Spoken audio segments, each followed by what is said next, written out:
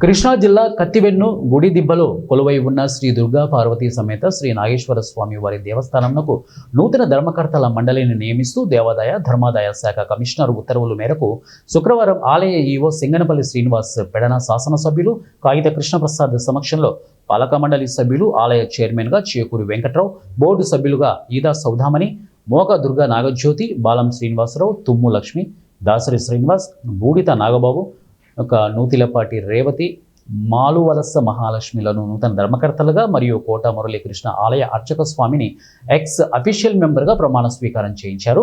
ఈ సందర్భంగా పెడన శాసనసభ్యులు కాగిత కృష్ణప్రసాద్ మాట్లాడుతూ నూతనంగా ఏర్పడిన పాలక వర్గానికి శుభాకాంక్షలు తెలియజేశారు. ఈ పాలక మండలి స్వామివారి ఆలయాన్ని అభివృద్ధి బాటలో ప్రయాణింప చేయాలని, భక్తులకు ఎటువంటి అసౌకర్యం లేకుండా అన్ని ఏర్పాట్లు చేయాలని అన్నారు. ఈ కార్యక్రమంలో తెలుగుదేశం, జనసేన, బీజేపీ పార్టీ నాయకులు, కార్యకర్తలు పెద్ద ఎత్తున భక్తులు పాల్గొన్నారు.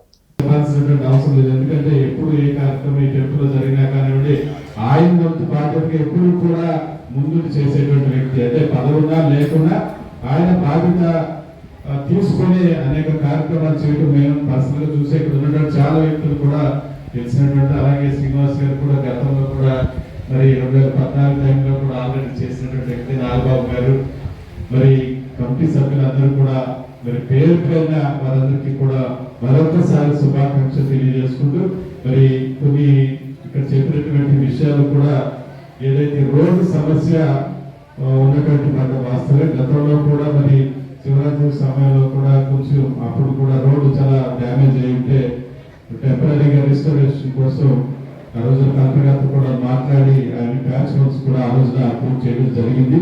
తప్పకుండా అంటే ఆ రోడ్ని ఎక్స్టెన్షన్ చేసేటువంటి బాధ్యత తీసుకుని దాన్ని తప్పకుండా భక్తులకు ఎటువంటి ఇబ్బంది లేకుండా చేస్తామండి.